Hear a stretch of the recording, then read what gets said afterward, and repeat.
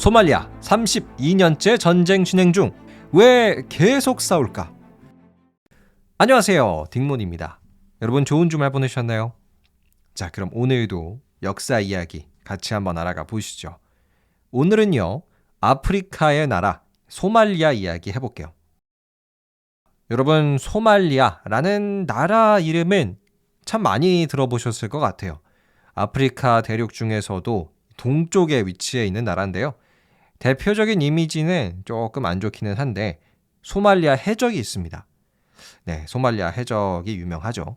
그리고 굉장히 치안이 안 좋은 나라고요. 사실상의 무정부 상태라고도 볼 수가 있어서 여러분 절대 여행으로 가시면 안 되는 나라입니다. 그 모가디슈라는 영화 혹시 기억하세요? 조인성님께서 나오셨던 영화인데 여러분 모가디슈가 소말리아의 수도 이름이에요. 그래서 영화 모가디슈도 보시면은 그 소말리아 내전 1991년부터 시작을 했는데 그때 이제 대한민국 외교관의 어떤 탈출기를 담아내고 있습니다. 자, 그래서 오늘은 영화에도 잠깐 나왔지만 이 소말리아라는 나라가 왜 계속해서 싸우고 있는지 알아가 보도록 할 거예요. 소말리아 내전은 1991년에 시작을 했거든요.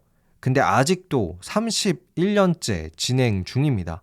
정말 오랜 세월 동안 평화가 찾아오지 않는 나라라고 생각이 드는데 그렇다면 소말리아가 왜 아직도 평화를 되찾지 못했는지 함께 알아가 보시죠.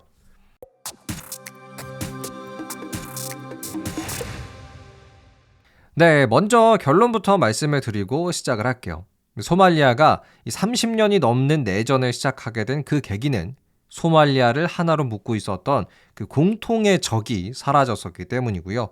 두 번째로 소말리아가 여전히 전쟁을 하고 있는 이유는 한순간에 독재 정부가 사라졌지만 그 뒤를 이어서 어떠한 강력한 리더십이 나오지 못했기 때문이다 라고 볼 수 있을 것 같습니다. 본격적인 역사 이야기를 좀 하기 전에 소말리아는 과연 어떤 나라인가 살짝 한번 소개를 해드리고 싶어요. 일단 수도, 아까 잠깐 나왔죠. 모가디슈라는 곳이고요.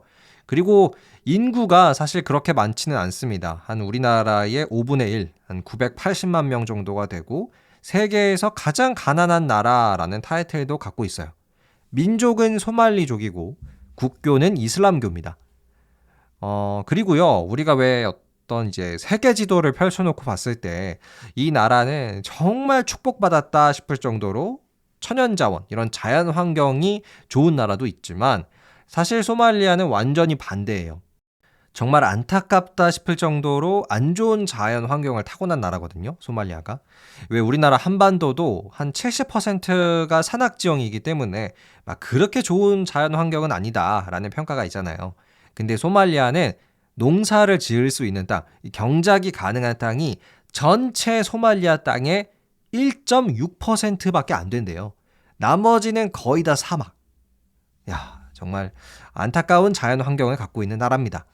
자, 그럼 여기까지만 하고 본격적인 역사 이야기 해볼게요. 1880년대로 먼저 가보면요. 자, 때는 1880년대에 이 소말리아 땅에 유럽의 나라들이 찾아옵니다. 대표적으로 영국과 프랑스 그리고 이탈리아였죠. 이 세 나라가 딱 들어오자마자 자기 마음대로 소말리아를 나눠 가져요. 그래서 영국령 소말리아도 있고 이탈리아령 소말리아도 있고 막 이랬죠. 사실상의 식민지가 생겼다는 뜻인데요. 자, 그런데 2차 세계대전을 계기로 해서 유럽의 식민지라는 개념 완전히 사라졌죠. 그래서 소말리아에서도 1950년대부터 독립 움직임이 시작됐고요. 1960년대에 드디어 소말리아가 완전한 나라를 선포합니다. 유럽의 지배를 더 이상 받는 게 아니라 소말리아 공화국이 돼요.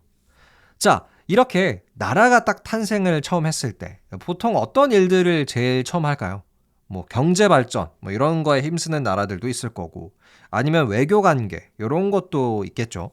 근데 소말리아는 딱 소말리아 공화국을 선포하고 나서 제일 중요하게 생각했던 게 대소말리아주의, 즉 빼앗긴 소말리아 땅 되찾기 프로젝트였습니다. 그러니까 유럽의 나라들이 막 들어왔을 때 자기들 마음대로 한 나라의 국경을 정하고 막 나눠 가졌잖아요. 그러다 보니까 한 민족이 다른 나라에 속하게 되는 경우가 많이 생겼어요. 그 예로 에티오피아의 그 오가덴 지방이라고 있는데요. 여기 인구 비율을 보면은 90%가 소말리아족이에요. 근데 1908년에 영국, 프랑스, 에티오피아 이 세 나라가 소말리아 빼고 모인 다음에 그냥 이 오가덴 지방을 여기는 앞으로 에티오피아 땅 요렇게 해버린 거예요. 그래서 이 에티오피아의 오가덴 땅을 두고 당연히 소말리아는 야 그거 원래 우리 땅이야. 우리나라 사람들 사는 곳이잖아. 돌려줘 할 거고요. 에티오피아는 안 돼. 한번 내 거는 영원한 내 거야. 못 돌려줘 하겠죠. 심지어 오가덴 지방에서 석유가 한번 발견되기도 해요. 그래서 에티오피아 입장에서는 더 돌려주기가 싫었을 거고요. 이러한 와중이었습니다. 소말리아에서 바레라는 사람이 군사 쿠데타를 일으켜서 소말리아 독재 정부를 세워버려요. 그리고 나서 1977년에 결국 소말리아 독재 정부가 에티오피아랑 전쟁까지 합니다. 근데요, 이 전쟁에서 소말리아가 져버려요. 그러니까 무력으로도 그 땅을 가져올 수가 없었고 결국 이 오가덴 지방은 완전히 에티오피아게 됩니다.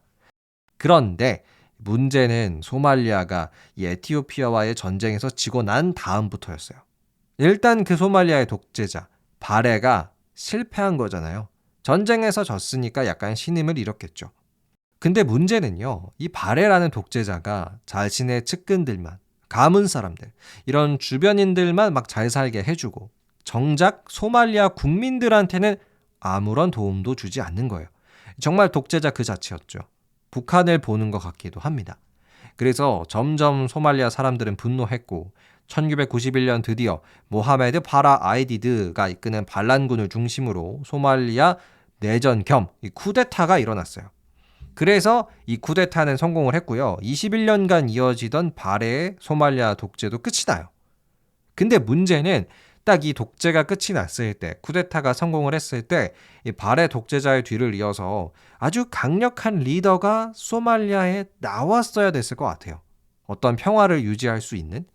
근데 다들 서로 다투기 바빠가지고 결국 강력한 리더는 나오지 못했고요. 소말리아 내전으로까지 확대가 됩니다. 여러 부족들 간의 전쟁으로 번졌어요. 특히 1991년 딱 이 소말리아 내전이 시작했을 때의 상황이 정말 심각했는데 인구의 과반수 420만 명 정도가 기아 판정을 받았습니다. 즉 굶어 죽을 수도 있는 사람이 420만 명이 넘었다라고도 볼 수가 있었겠죠. 그렇다면 지금 약 30년이 흐른 2023년 지금 소말리아는 어떤 모습일까요? 아직도 소말리아의 내전은 진행 중입니다.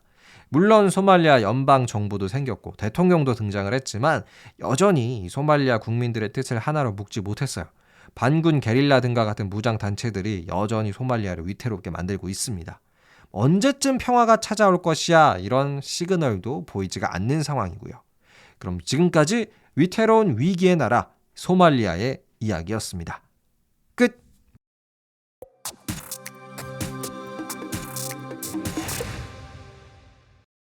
네, 여러분 오늘은 소말리아 이야기였습니다.